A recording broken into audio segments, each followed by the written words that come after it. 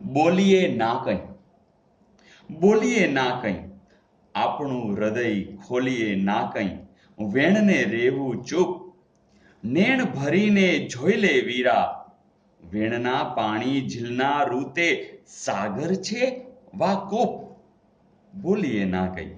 જી હા, રાજેન્દ્ર શાહ, રાજેન્દ્ર કેશવલાલ શાહ આ બોલીએ ના કંઈ ધોરણ 10 ની અંદર એક સરસ મજાની વાત દ્વારા કહે છે કે આપણે વ્યથા ગમે ત્યાં જ્યાં ને ત્યાં આપણે ઠાલવવી ન જોઈએ.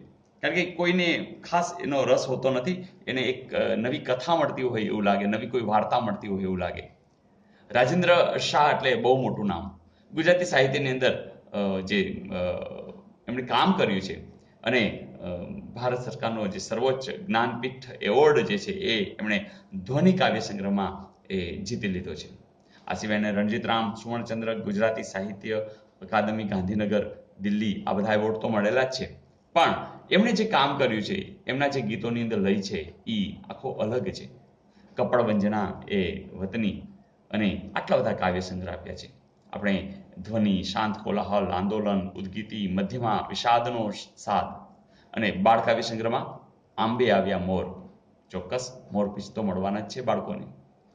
અહીં આપણે યાદ રાખી શકીએ કે જો ઉદ્ગીતિ વાળું આંદોલન હોય તો મધ્યમાં વિષાદનો સાદ મળશે અને ધ્વનિ રૂપે શાંત કોલાહલ પણ હશે.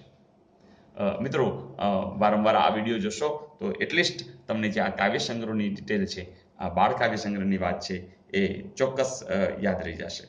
તો રાજેન્દ્ર શાહ, ખાસ કરીને આ ધ્વનિ અને જ્ઞાનપીઠ એવોર્ડ એ અનુસંધાન ખાસ યાદ રાખજો, વારંવાર પૂછાય પણ છે. તો રાજેન્દ્ર કેશવલાલ શાહ ના કાવ્યો જ્યાં પણ મળે, આ કાવ્ય સંગ્રહ મળે તો જરૂરથી એ માણજો.